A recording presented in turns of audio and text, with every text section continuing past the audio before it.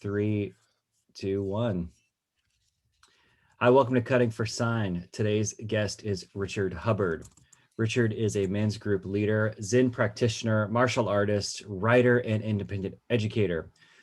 Richard, in 2017, you began a journey in a men's work through Inside Circle, a therapeutic group in San Francisco that is led and intended by incarcerated men, but which is also open to the public. You yourself are a survivor of physical and sexual abuse in your childhood, and you struggled with substance abuse in the 1990s. You had several turbulent years culminating in a near-death experience that led you to a Zen monastery where you took up formal practice. You spent 5 years in conservatory theater and have applied that training and the training in other modalities to help facilitate healing for others. You now work with several other organizations based in California, New York, and Massachusetts that assist men and women with empowerment and growth. You're dad, and you're the head of the Prevail system of Kenpo Jiu-Jitsu, a student of the mountains and rivers orders of Zen Buddhism, and an avid explorer of human consciousness. Welcome, Richard Hubbard. So glad you could join us. Thank you very much. Thank you for inviting me. Great. Well, we know each other through our friend Jason, and now we're in a writers group together. And you were a perfect stranger to me probably up until 6 weeks ago. And since then, one of the most interesting things, if I could like go down that whole list of like very interesting things, I'm sure we could rabbit trail down any one of those.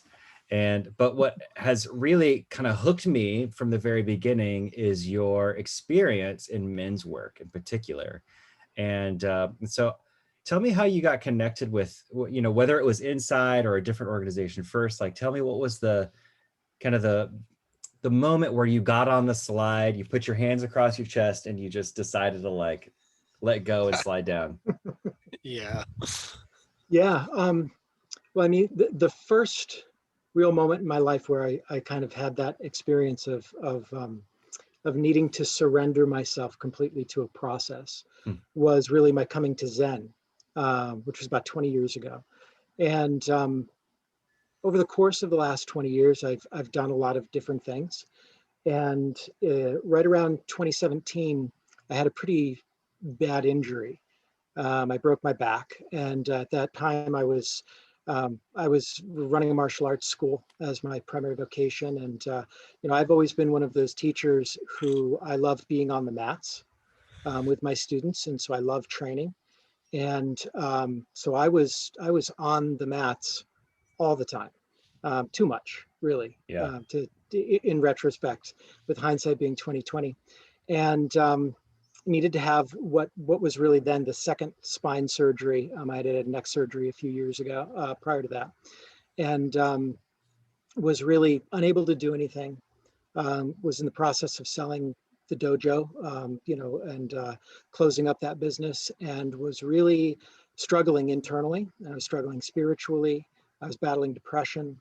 And through my writing and through reading and through my spiritual practice, I was really coming to the realization that there was still a lot of work that I needed to do based around childhood trauma and things that I thought that I had dealt with, but that were still arising. Yeah. And I didn't really know how to do that. There were, I was fortunate in that, I have a very loving and supportive family. I have a good therapist, a good psychiatrist, but wasn't necessarily certain what the next step in that would be. And I was sitting in my room, getting ready to have surgery, and feeling pretty sorry for myself. And I was looking for something to watch on Amazon, and I came across a documentary called The Work, directed by Gethin Aldous. And immediately I said, this looks really, really interesting. And so I watched it, and really from just a few minutes in, I was completely hooked. And it was one of those experiences where I immediately connected to what was being done and said, this is what I need to do. And The Work, Richard, is the one with the prisoners, right? Yes. That documentary. Yeah, I watched the trailer to that. Freaking incredible. So when you were experiencing, number one, you had a physical ailment. I mean, the neck and spine, the spine injuries are game changers for people. Like that can take them out in a big way. Yeah. But you were also experiencing some anxiety and depression in there that you felt was linked to your childhood. Um, and you don't have to get into too much detail about that, but I talk to men about this almost on a daily basis. When you say linked to your childhood, did that feel, and you can maybe describe it in general feelings, did that feel like fear of stepping into a certain part of your adulthood or your masculine journey that felt tethered to something that had happened to you in the past?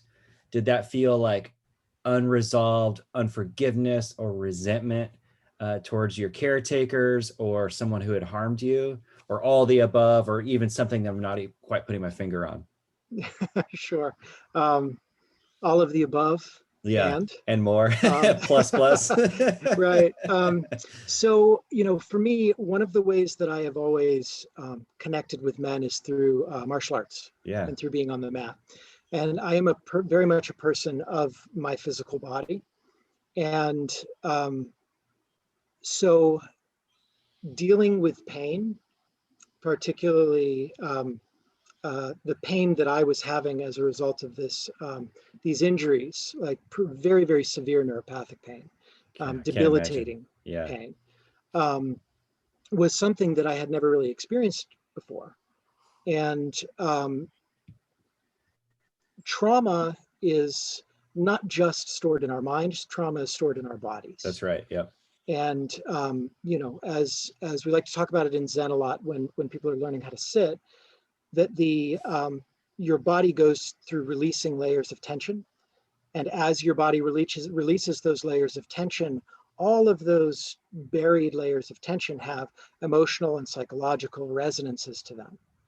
Hmm. And so you're not just, say, going through something that is, tightness in your shoulder or a knot in your back. Yeah. You're actually releasing the physical resonances of past experiences.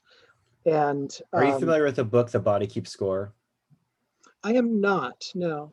I'm surprised to hear that. Yeah, that's an incredible book too. It's a top seller on Amazon right now, and it Wow. speaks very much to what you're saying right now. So keep going. Gotcha. Yeah, no, there's another book that's very similar. It's called My Grandmother's Hands by Resmaa Menakem.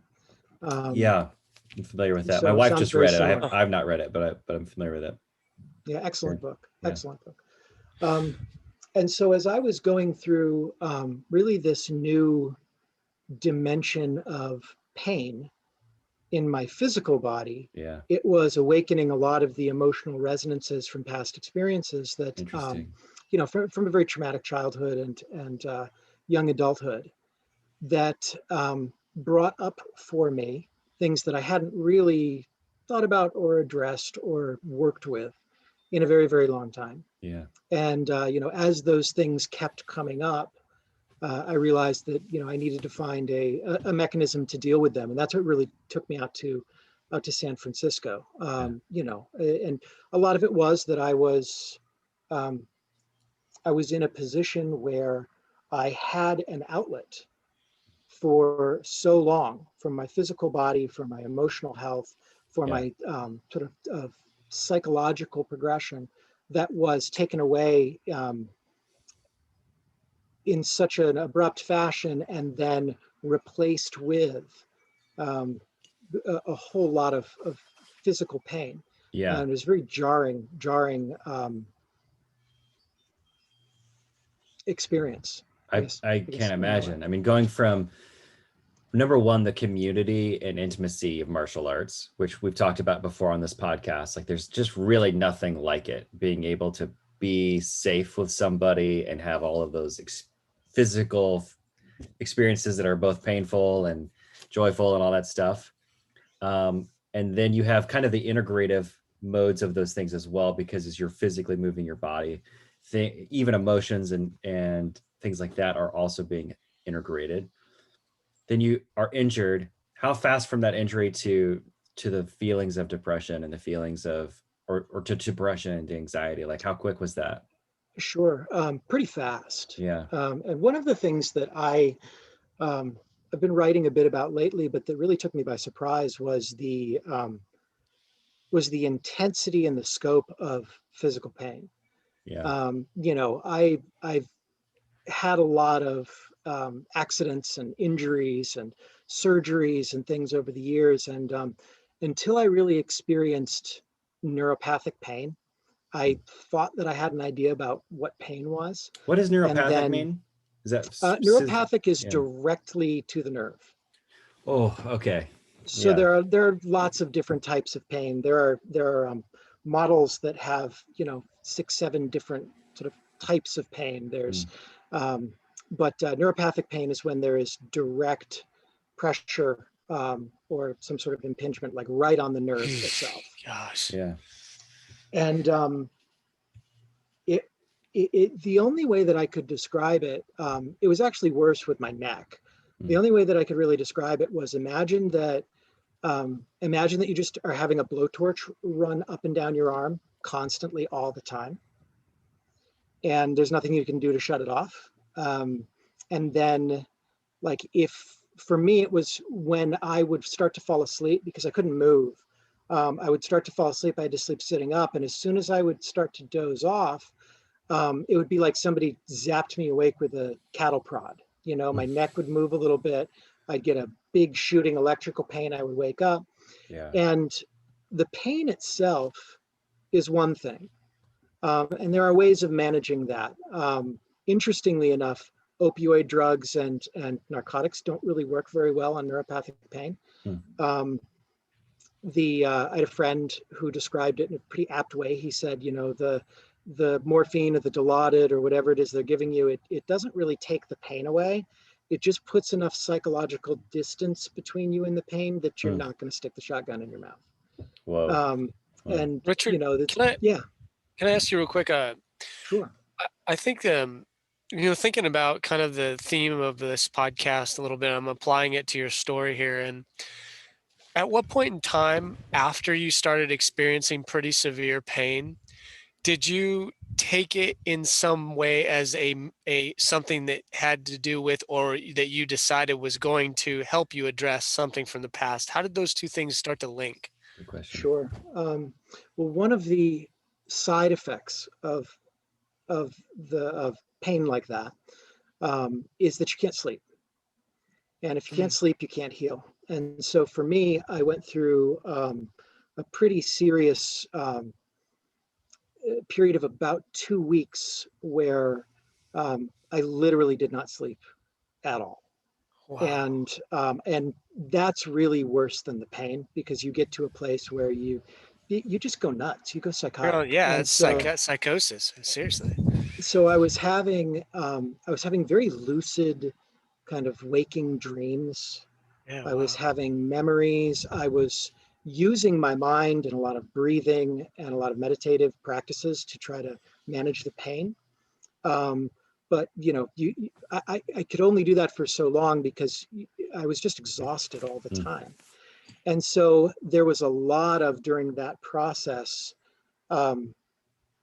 psychological memories, resonances, dreams, hallucinations that were coming up from my subconscious. Yeah. And that really that period put me in touch with the reality that, oh, there's a lot down there that I thought that I had dealt with a long time ago that is still there. And now that I am in this crisis mode, it's all kind of bubbling to the surface. I'm going to stop you right there, because I think that someone who has spent a lot of time like yourself in doing those kinds of the work to deal with past traumas, past blockages. So you're meditating. I'm sure you were in some kind of process of forgiveness. I'm sure you were in therapy. You had all those other tools. You don't even know that those things are down there. I had an experience on psychedelics a while back where, resentment for my father and my stepfather were coming up, and that I didn't know even existed anymore. And I had gone through several different processes and times and moments of naming the things that I was mad about them for, of naming the things I was pissed off, writing letters, burning them, burying things, creating ceremony. And yet there I was in the desert on psychedelics for the purpose of having a spiritual journey. and this stuff was coming out. And so I think the reason I bring that all up is there sometimes is a precipitating event. And unfortunately for you, it was pain, severe pain, and lack of sleep, which sounds like its own psychedelic, experience that is bringing this back up. So then you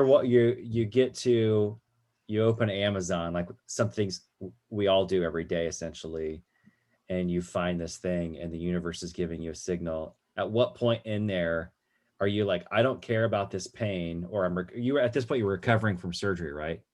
Mm-hmm. Yeah. So you're recovering from surgery and you're like, I gotta do this. Like, was it in that moment you were watching it? Yeah, it was. Yeah, I was also in a place where I needed to find this next direction for my life. I needed to find career 4.0, I guess it would be at this Right, point. right.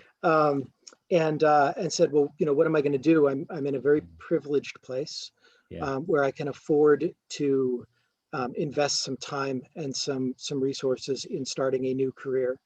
I guess maybe more of a life's work than just a career. And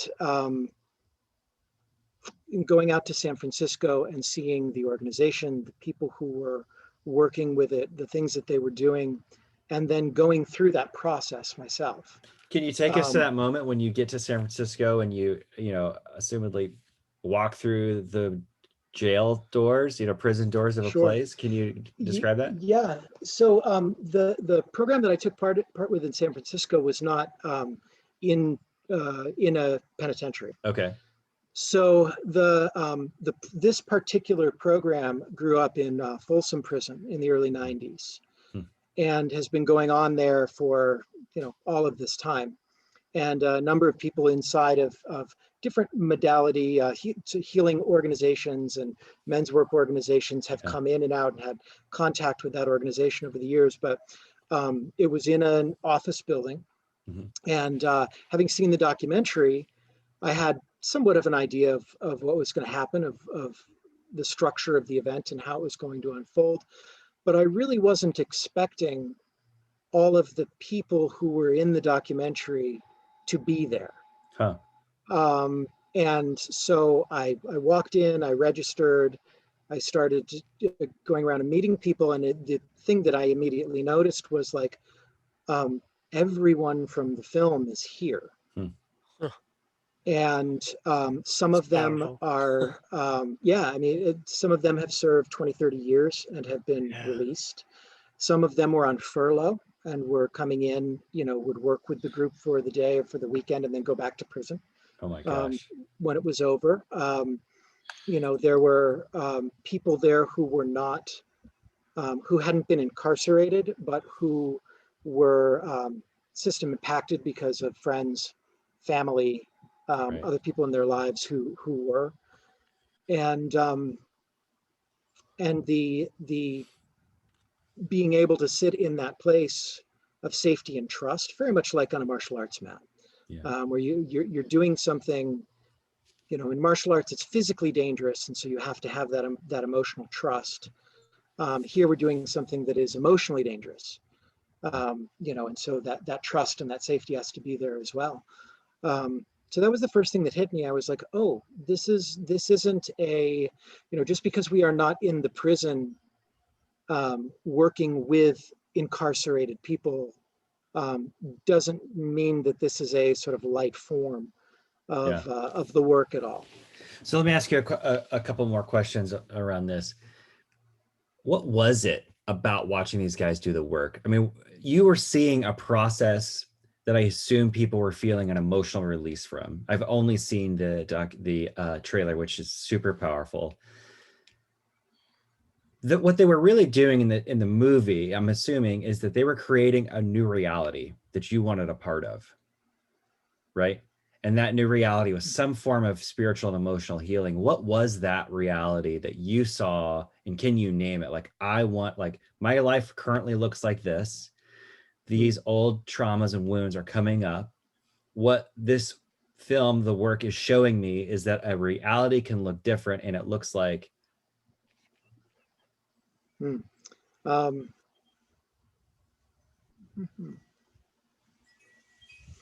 it looks like one in which I can tell my story and own my experiences without shame, without fear, without guilt, without a lot of the unnecessary painful baggage that goes along with burying it. I was watching men talk about and address things that were very much in line with things that I had experienced, but that I had never talked about. And Or then that I had, and them doing it in front of, what struck me about that was that I would think that the stakes are pretty high when you're expressing vulnerability in front of and in an environment of inmates. And I understand that maybe the cut of inmates that were in that group, maybe they're all understanding of that, but you know, maybe they're not going to use it against a person if they come forward and express emotion or share something.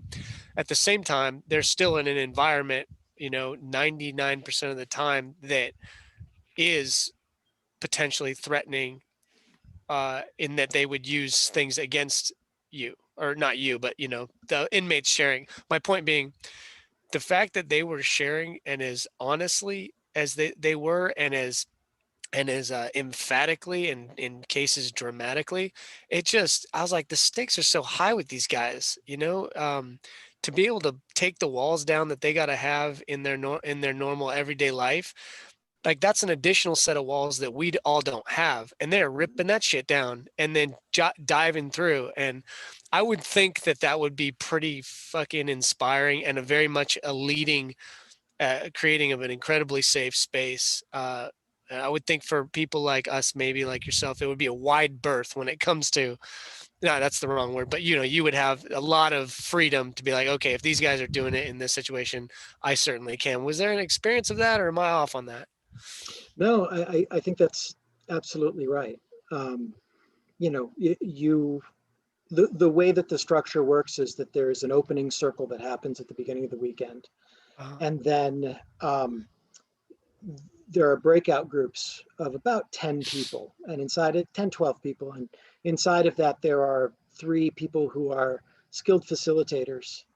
And then you go into a room and everybody gets a chance to do their work. And there is a container, there is a format that is set. And so a lot of the time initially is set creating this very safe container, this very safe place where confidentiality is maintained, where there is no judgment, where we are very, very cognizant and conscious of the words that we use, and very, very mindful of how we interact with each other while the work is being done.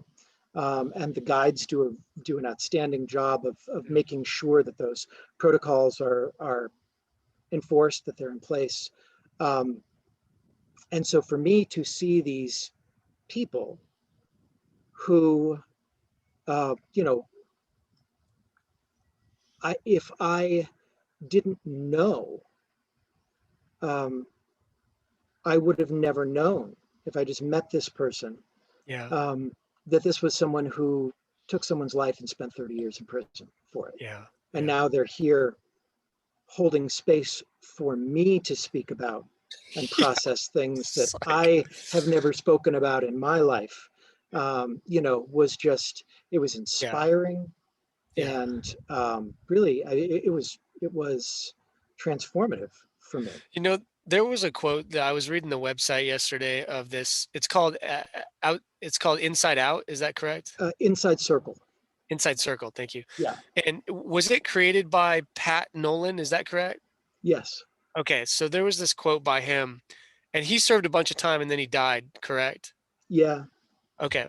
So he said, I'm just a dude doing a life sentence, one of the countless thousands shelved away in institutions statewide who will probably die here on the inside. I accept this, but just because a guy is serving life doesn't necessarily mean life is over. The quality of our existence, even under the worst conditions, can still be determined by us and how we approach this road we are on. And that right there is one of my fundamental, I would say beliefs, except it's like a fledgling belief. It's not like I live and embody this belief, but it's like it's being watered, and just to hear it in a different way from, we Ronald and I referenced the book. I keep blanking on it. I'm sorry. Viktor Frankl's book, Man's Search for Meaning. Man's Search for Meaning. Thank you. And him being in Auschwitz, and then there's another book by a Russian guy who did the same thing, and what they arrived to is exactly what this guy arrived to, which is the buck stops with me. I'm the one that decides my experience here to some extent, and from what I understand from this guy and Viktor Frankl, it's like to a great extent.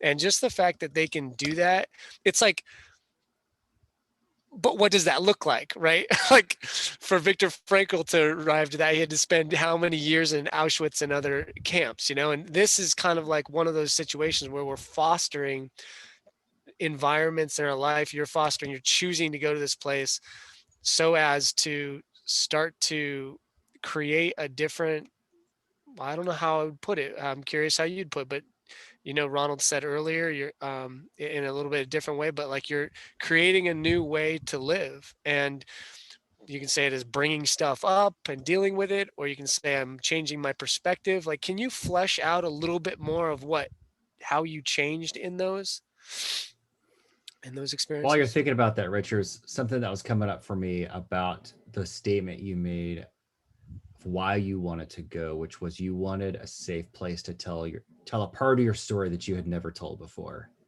Mm-hmm. And I thought of, I have a degree in New Testament literature. So I studied the New Testament in Greek and other ancient languages.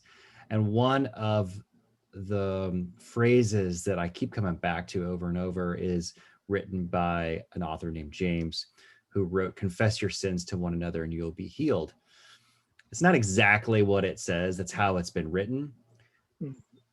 Really, you could probably say something more like, tell your story. And in telling your story, you find healing.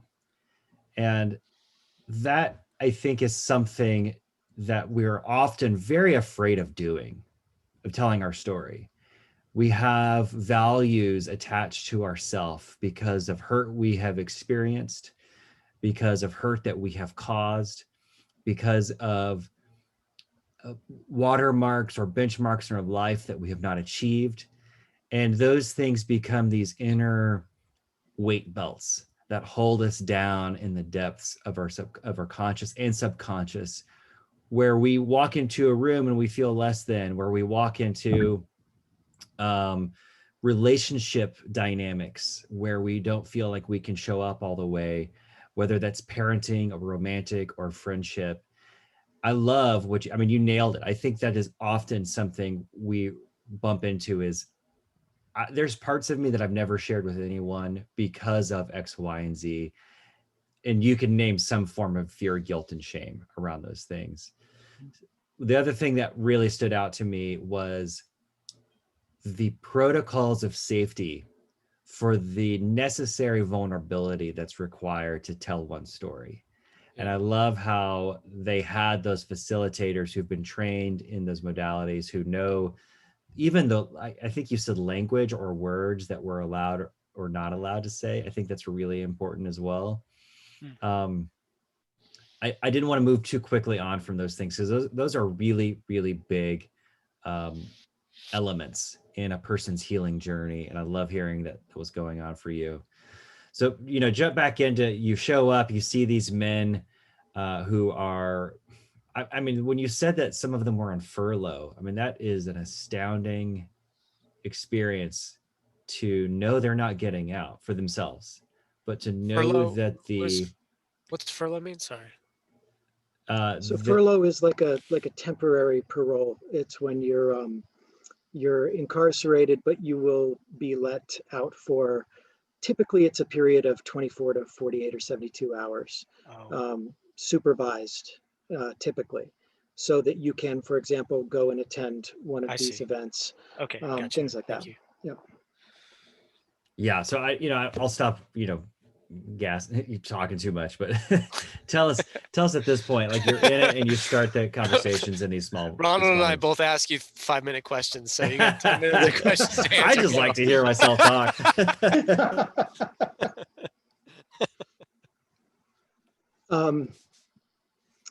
So I'm trying to pick up on both of the threads here and just kind of formulate, how I want to speak to that question.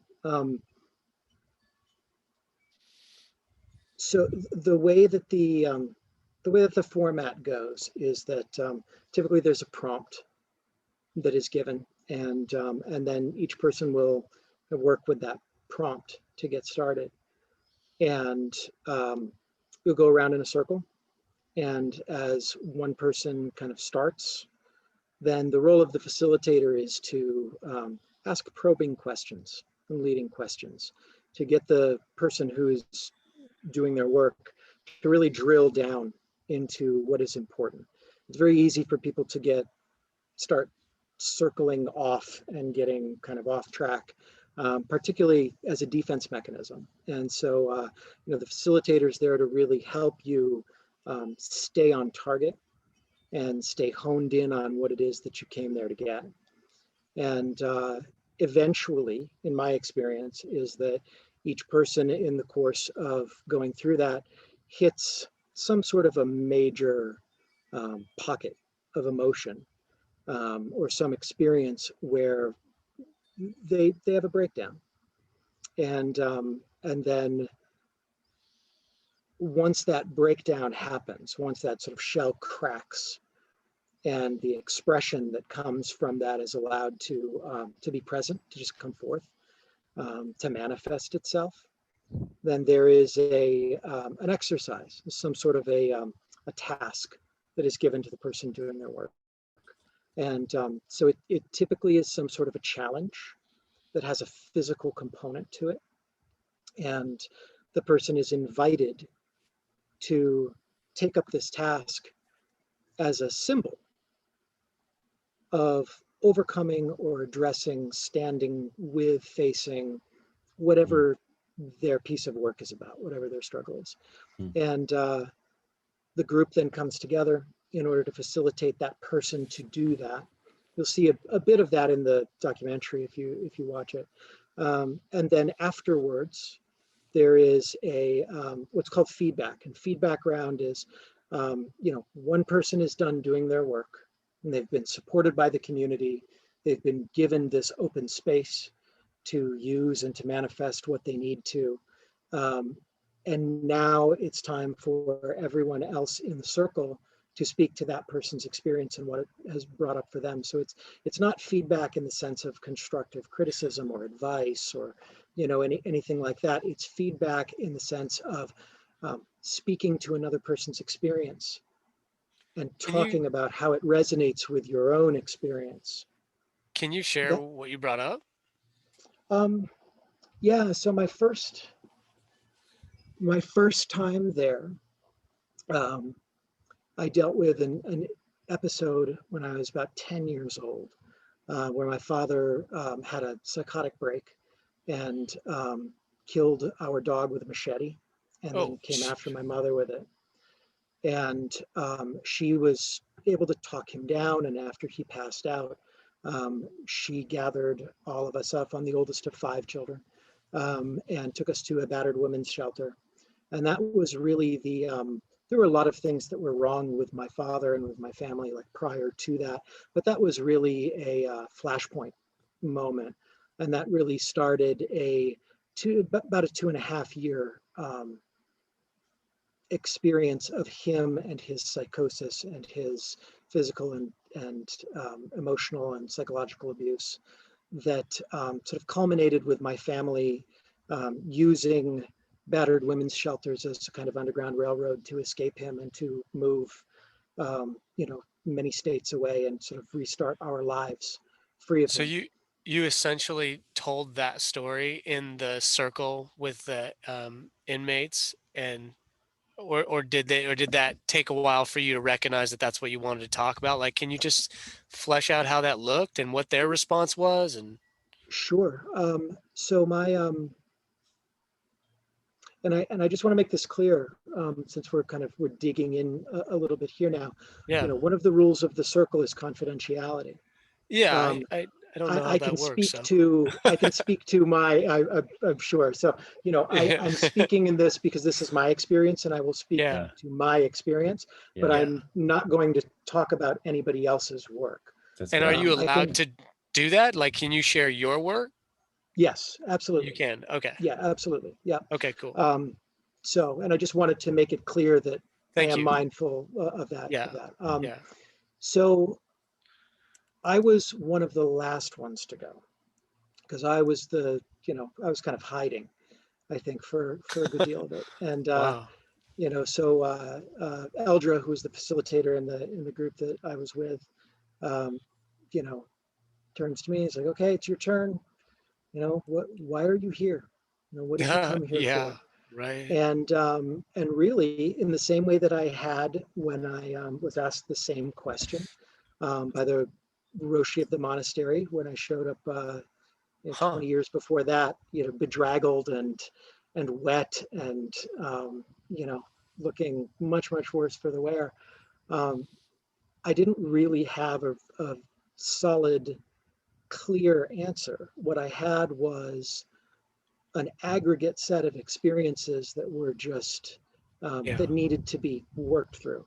And so Right. I just kind of went into a synopsis of my early life, and he just keyed right into pretty much right away, Wow. Wow. steering me towards. And then when that particular event, when I got to that event, that's where he just kind of cut me loose and let me run. Huh. And I was an absolute mess. In Um, in the in the therapy or I'm sorry, would you call it the group? How the would I circle, refer to the the circle? circle, yeah, circle's a good word. That's where you became a mess? Is that what you're saying? Oh yeah, yeah. I mean, it's um, everyone pretty much going into Yeah. that environment and doing that work hits a point where they break down, and I broke down pretty early in that process in going through that. Um, yeah, and that was really, it's something that I have mentioned in passing to a handful of people in a very casual way or in a way that is kind of ancillary to some other point so that I can just kind of brush past it. But it's typically one of those things where as I get to know people and they ask about my life or my upbringing, that I have little cover stories, that I just use to Yeah. brush past those things so that we don't have to talk about that kind of stuff.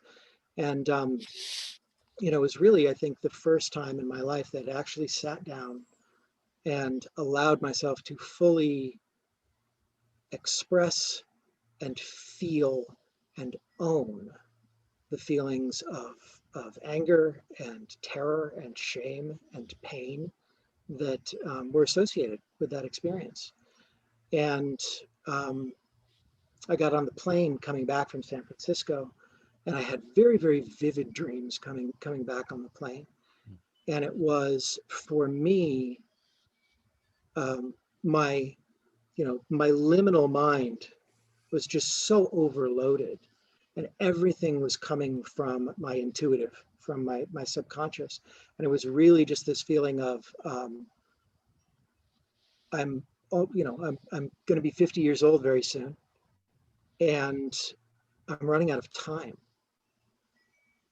These events are my life, they're my story.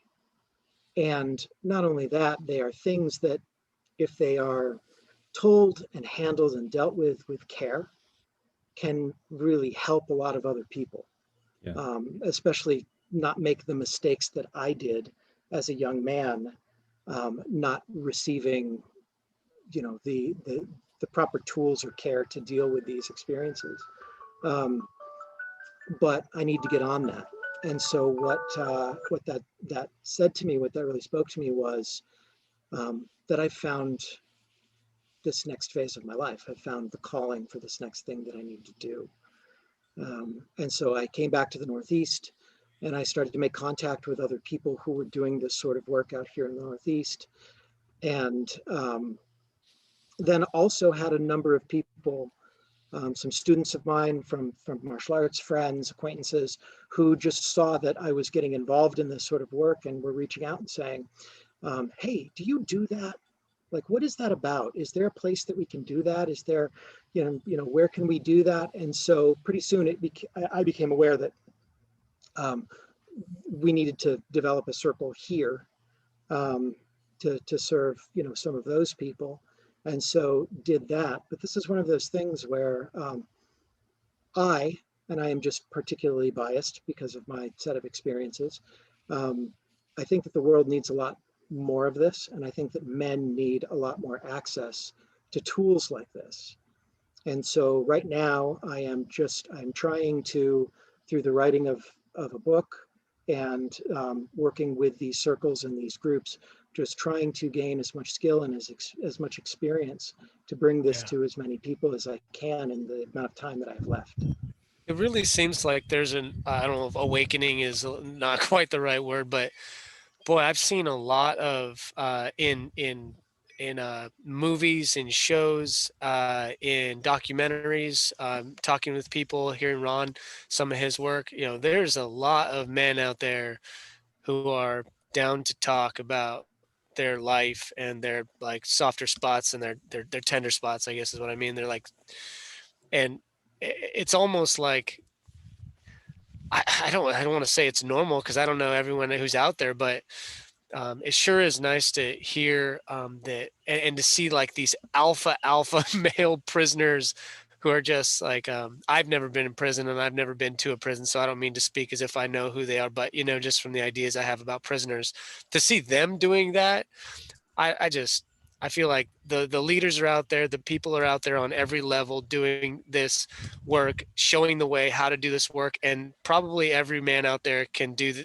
this work of expressing themselves, feeling, communicating vulnerably, digging in, being in the trenches, finding a way to get it out. And it's just amazing. It's amazing, man. Thank you so much for sharing this. This is great. A couple of questions about your experience back in that room and in that circle. Curious to the physical exercise they had you do when you begin to tell your story. And the reason I'm curious about that is because I think that there is a component of physicality that's required to help exercise our past traumas, our emotions, into then integrate those two things. So what was that physical exercise like for you? You could, and by the way, because your confidentiality, maybe it's proprietary, I don't know, like share what is necessary, share what seems right. Sure. Well, and I'm gonna tell the longer version because this ties in. So when I was teaching martial arts, one of the systems that we taught was something called fast defense, and it was a program of stress inoculation. So it was adrenal stress training, where you would put somebody through a set of physical and verbal assaults, and in order to get them highly adrenalized, and then you would have them respond against a trained attacker in a big suit, so that they can actually hit full speed, full power, anywhere they want. And the role of the person in the suit is to really, is to set them up for success, but to really allow them to act from that very, very deep place of self-preservation. And for many people who came into the program, from places where they were acting out of traumatic experiences also. And that was amazing work to do. And there's, once again, it's a big set of protocols around it, because you have to keep everybody safe. But going into San Francisco, watching some of the other people do their work, a lot of the exercises were similar to that. There would be somebody holding a shield that someone would have to hit over and over and over again, or there would be a wall of people with linked arms that someone has to push their way through in order to get to another side. There would be someone held underneath a blanket that is held to the ground by, 12 people, and exhorted to escape. And once again, in the same way that we do in martial arts training, and I know you both have experiences, so you understand the idea of really, really pushing someone and forcing them to work very, very hard, but at the same time, making sure that they succeed. So I watched a lot of people over, not just those experiences, but other events like this, work with physical challenges, invitations that were centered and focused around allowing them to take out physical aggression on something in a safe way. My invitation was different because my work really centered around trust relationships with my father, with my mother, and lack of care in being able to treat and deal with those in a constructive manner afterwards. Walking around as a young person, ADHD, PTSD, not a lot of tools to cope. The challenge that was given to me was kind of exactly the opposite. So for me, they had me, everyone created a tunnel with their bodies, and I was invited to lay stomach down on the floor and crawl through this tunnel of bodies, with everyone sort of keeping their weight down on me to make it so that I really had to pull myself, across the room from one end to another. And the symbolism was of a rebirth, of being sort of born anew. And at the end, when I emerged from that tunnel of bodies, there was, there two of the facilitators, a man and a woman, were there, speaking encouraging words, splashing water on my face, allowing me to just occupy that very vulnerable child place where I could be supported and feel loved. Wow. And then the whole group came together. Everyone typically will if it is okay, there's always permission asked, but we'll put their hands on the person who needs support, and that was it. That was the physical invitation for me to manifest after my work. Yeah. When I remember reading about that in some of your work, and I thought that was something that everyone in that circle went through, but you're saying that they have a different physical sort of aspect they bring to each individual person based on what that person's sharing. Yeah. Wow, that's next level, man. That's amazing. Yeah. That's almost like not performance art, but it's like there's a real creative aspect to that, I guess. How would you describe it? I agree. I think that I'm just going to throw out some supposition. I think that the environment that this program grew up in, the people there was such a variety of experiences and different traumas and issues that needed to be worked with. And there was a lot of time for them to think about it and to work with it and to hone and refine a lot of that. So the sense that I got, still even after these couple of years, that still being a neophyte really, myself, the sense that I got was that there was a tremendous depth of skill for the facilitators. They've kind of seen it all. Yeah. you Yeah. know, I see and what you they mean. see somebody who needs something, and there is a very, very deep, large bag of tools that they have Yeah. to go into Yeah. in That's, order to meet somebody where they are. I mean, I don't mean to make light of it. It's just that No. I could see a facilitator look at it and they go, "Oh yeah, this guy needs the human like birth canal," you know? Yeah. Yep. Yep. That's I thought it amazing. was like probably to you felt a little bit like you probably there was a part of you, this is a guess, that would have felt more at home with a physical exercise, with Mm. something associated with force or strength or something like that. And I love that the facilitator saw right through that. And I'm gonna make a big Right. stretch, Richard, here and Yeah, say like exactly. there might have even been some part of you who went into martial arts to try to, make up for the feeling of vulnerability that you had as a young person, as a child, something like that. I mean, that's Oh, that's a absolutely. stretch. That's a big assumption on my part.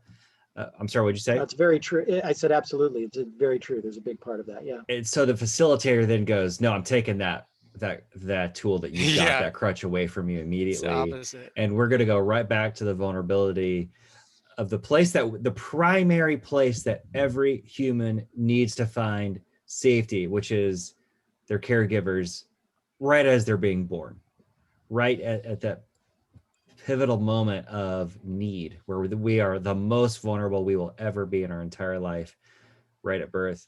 Going through that, I was thinking about how hard it feels when I'm rolling with somebody who's heavier than me and they know how to make themselves heavier, Mhm. and they put all their weight on my chest or on my body or on my back, and it's like I don't know how I'm going to breathe. Like I don't know when that next breath is going to come through.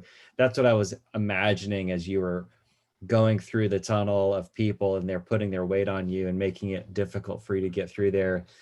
But then the experience of having the male and female archetypes receive you, cleaning you, encouraging you. I mean, what was going through my mind as you were Yeah. describing that is like, how much time you got to do all this? because that's not something you want to like rush through. Yeah, And good question. Yeah. No, the so there is a so these outside circle weekends, they call them outside circle because they yeah, are not inside of the prison. okay, Um, so these outside circle weekends, Mm. they're weekend retreats basically. So there is an opening circle on Friday night, and then typically people will stay after on Friday night to do additional work if they want to, so informally. And then Saturday, all day Saturday and all day Sunday are just devoted to people doing their work. So in my experience, nobody was ever rushed in anything. You know, some people took 2 hours, some people took 3 or 4. Whoa. You know, To do their so one thing? to do a piece of work, yeah, yeah. Oh my gosh. How long did So yours take? so I took about, let's say about 2.5 hours. So you had the undivided attention of all of the other people there for 2.5 hours? Yeah. that's amazing. That alone is a healing, Yeah. a gift Yeah. of Well, I healing. mean, from the, Yeah. from a point of, okay, we come back from a break from the last person who's done their Yeah, work. We Yeah. go around again, somebody goes, they do their physical piece, everybody has feedback. Hmm. Um, Oh the wow. person gets to respond, then you have a bathroom break, and then you come back, you reset. So yeah, probably about 2 hours. I'd say 2 hours. Can Yeah. you can you share and again just you're monitoring yourself as far as if I'm asking questions that are to breach confidentiality, but can you share at least in vague terms what some of the feedback was that you got? Yeah. Hmm, that's an interesting. I think I don't. sometimes why I think that's important is because sometimes when we want to tell our story, what we're afraid of like is going, holy shit, dude, your story's crazy. Like you should feel shame about that. Right. Right. I see what you're saying. Yeah. And part of the, we'd start with kind of three rules. There's intention, commitment, and container. Mm. The intention is to do the work and to facilitate, everybody else to be able to do their work in a safe place. The commitment is to tell the truth, to be present, and then we have this container. All of that creates this container. And so one of the precautions, one of the agreements, is that we don't offer advice. Yeah. We don't speak critically. When we're doing work, we speak from the I and not the collective we or the you. So feedback is really about listening to you do your work brought up for me. I felt like. So there is really no, as long as people are holding the precautions of the container, and certainly if there's a little slippage, the facilitator will interject and say, hey, let's try to keep this in a, in this particular direction. But generally the feedback that I got was,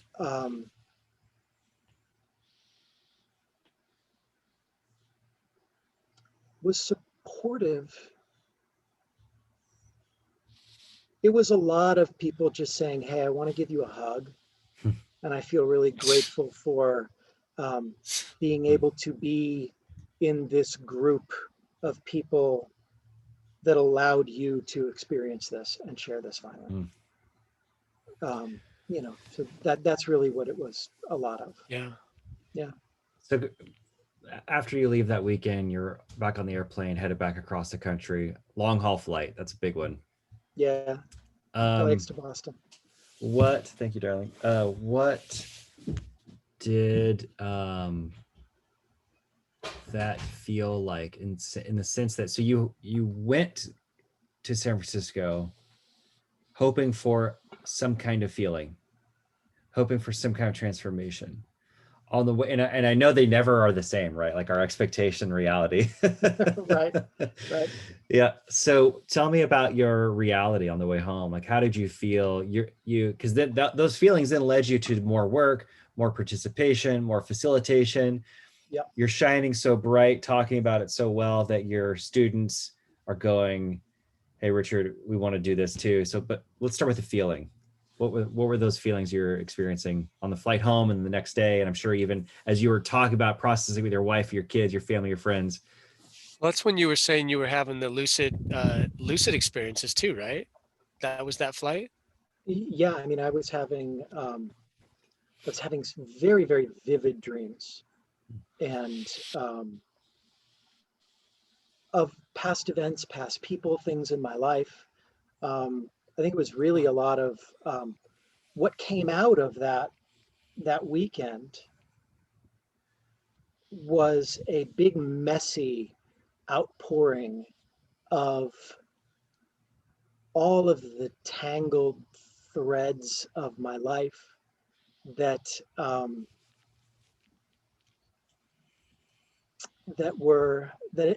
not been attended to. So I'm going to tell a story real quick. So one of my my first Zen teacher, a man named John Dido Laurie, he passed away of lung cancer in 2009. And when he was sick, he was sitting with one of his students, and they were talking about, just an MRI or an X-ray, showing the cancer. And he said to the student of his, he said, it's not the lung cancer that kills us. It's the unattended karma. And the meaning of that, at least as I took it and still take it, is that every little thing that we do unmindfully, without attention, every little cigarette that it's just like, oh, I'm going to take another puff. I'm going to take another puff. I'm going to go outside and have another cigarette. It's all just karma that is not attended to. So things that in our lives that just kind of float around like a little free radical, interacting with things. And I've always thought of that, and I've always carried that with me. Is this question of how do I attend to my karma? And so coming back, what really, really came up for me was that I have an insane amount of unattended karma in my life, even with all of the work that I've done and all of the efforts that I have taken to be who I am now as opposed to somebody else. There's still a lot of unattended karma. Yeah. And so what I really, there was this just big explosion of all of this messiness that is my life. And I said to myself, well, I'm going to start picking at the threads of this in order to start straightening them out and attending to some of this karma that has sat here for so long unattended. I feel like we could probably keep talking for 2 hours, 5 hours more. I've like, as you're talking more, it's just making me more and more curious about your experience. But I want to give you a platform in a moment here to talk about some things and answer some more questions. What's coming across to me, Richard, is how understated your healing journey has been. You're talking about these very dramatic things, but I'm looking at somebody on a screen whose reality is very different from where they started. You and I are both from the Southwest and not too far apart in age. And that gives me, informs me of not a fun reality where he started. And then the stepping stones to get you there, the underground train of women's shelters, does not sound pleasant. But now I see a man who's a big success in a lot of ways, especially around his family.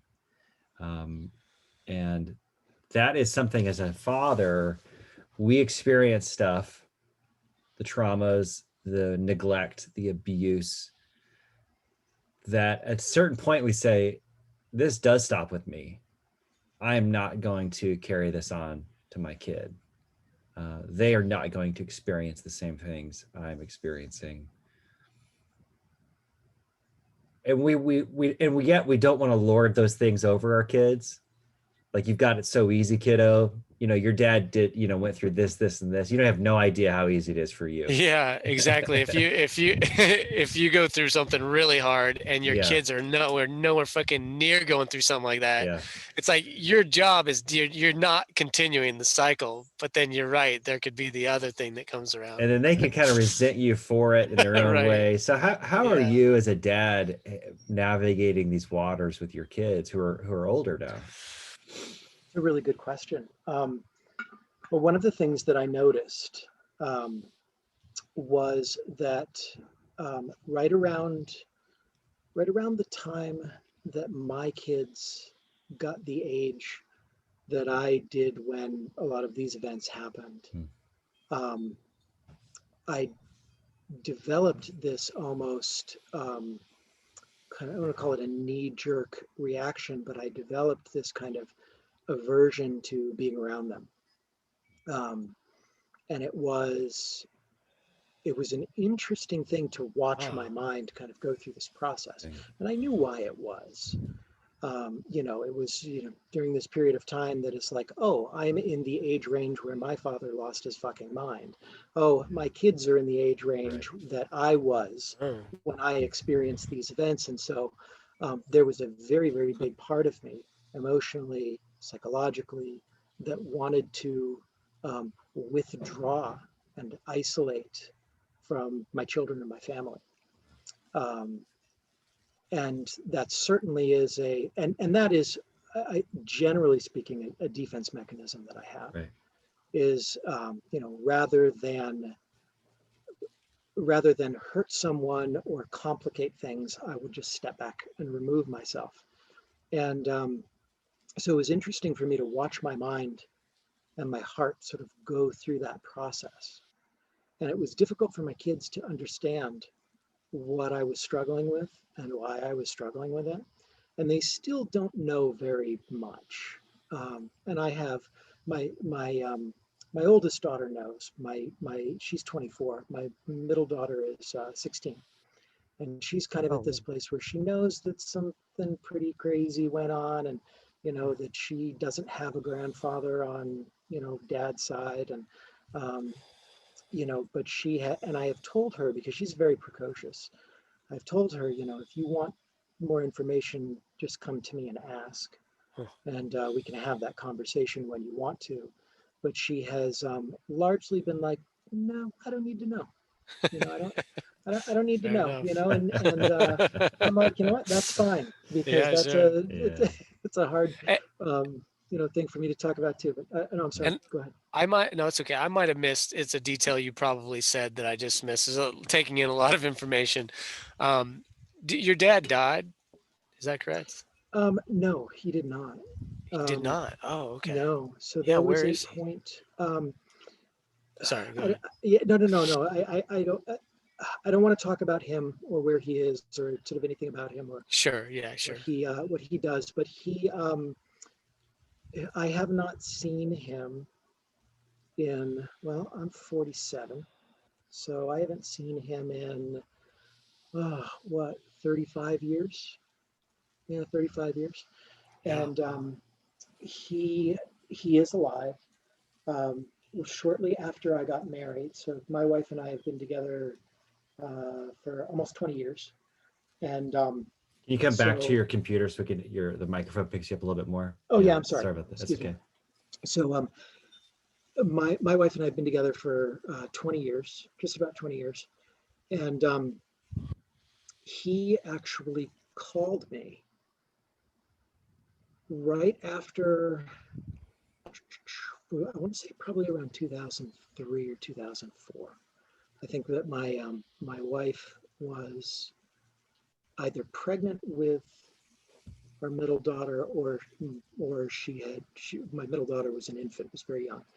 And it's right around there, maybe 2003 to 2005. I don't remember exactly when it was.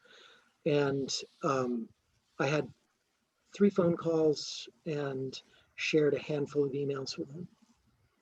And that was enough for me to ascertain that not a lot had changed in him, and that he was not in a place where he was ready to take responsibility for the things that he had done.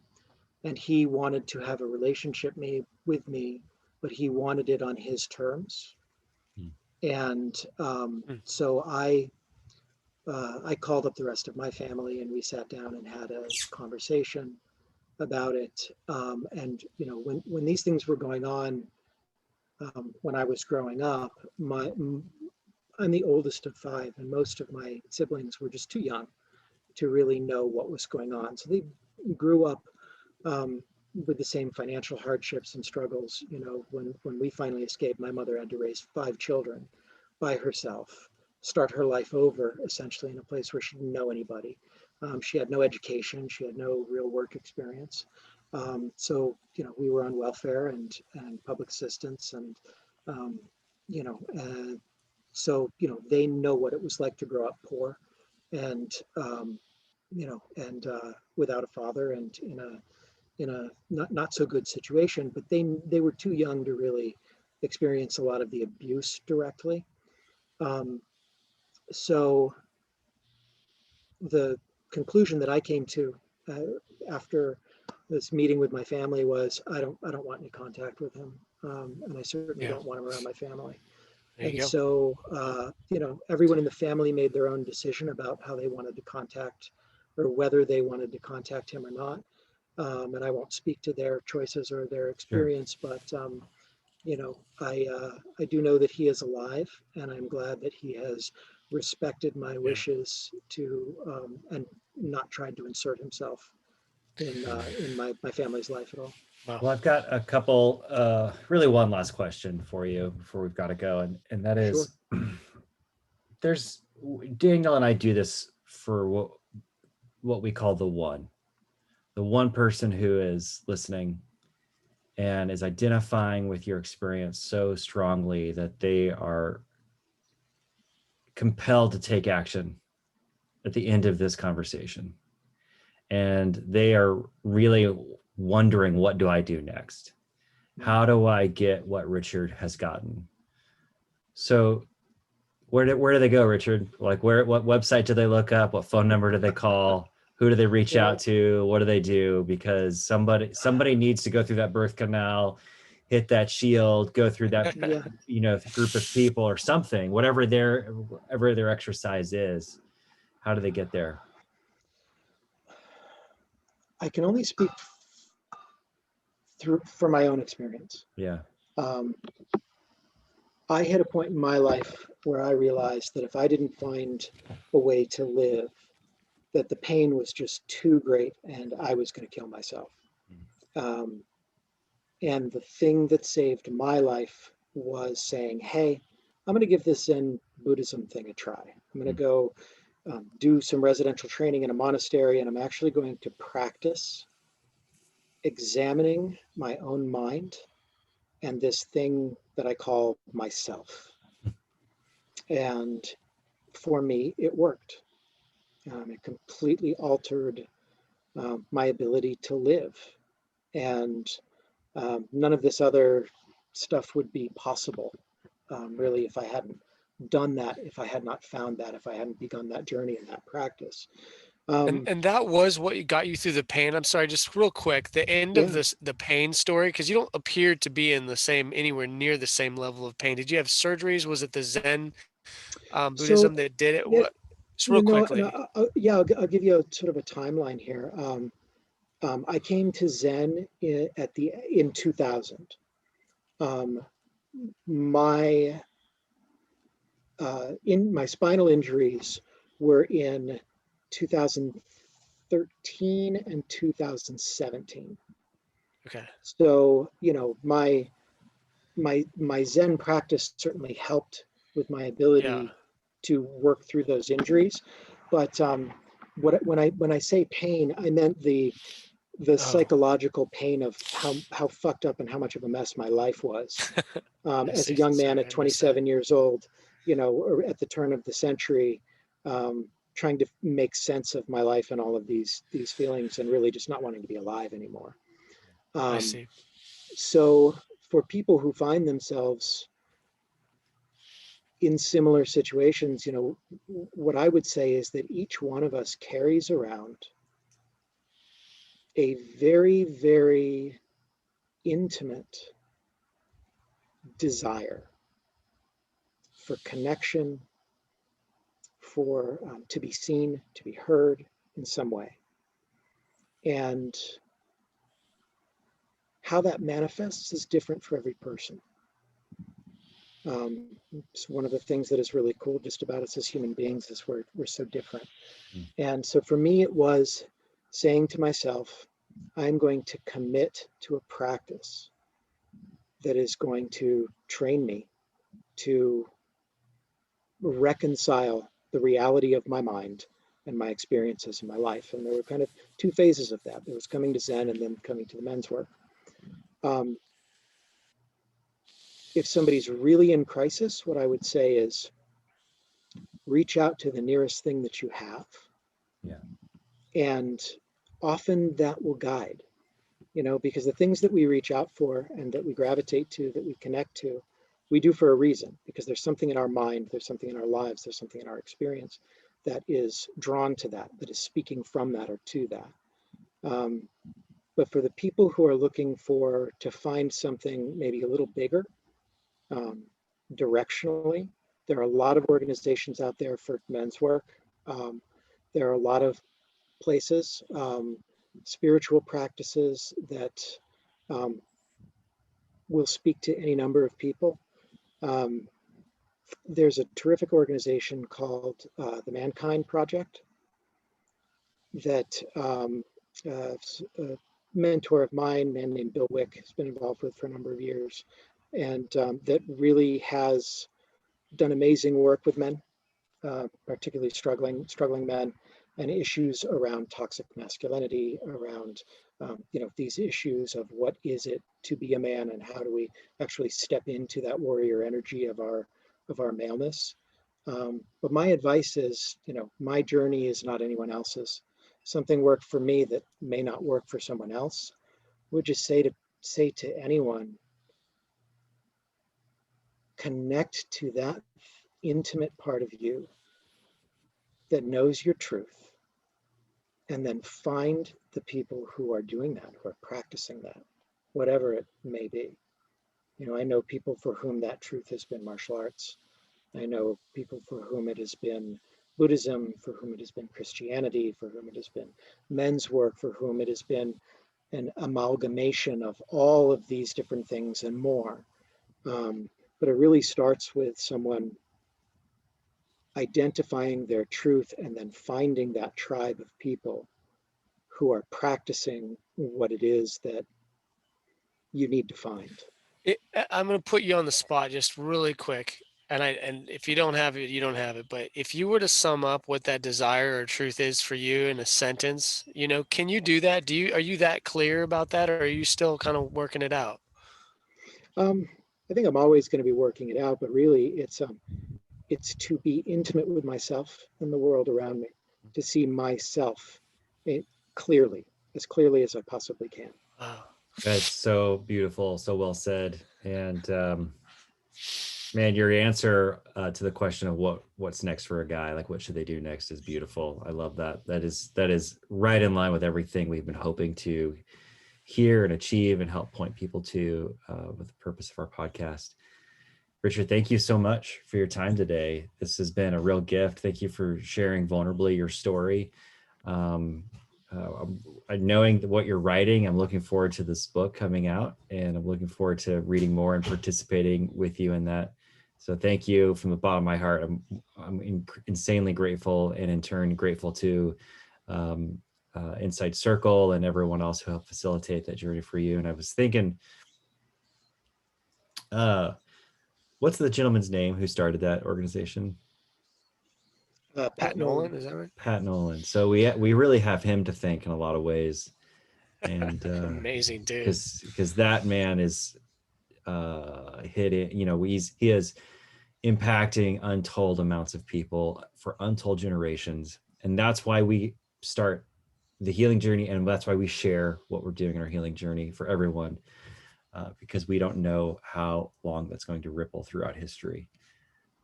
Thank you, Richard. Man, what a gift. Looking forward to more conversations in the future. Yeah, absolutely. Thank you. Thank you for having me, and thank you for walking alongside of me for part of this. I appreciate it, man. Yeah, man. We'll see you in a week, right? The next writing group. Absolutely. All right, man. All right. Take care of yourself. Right. Thanks, man. Bye-bye. Thank you. Bye.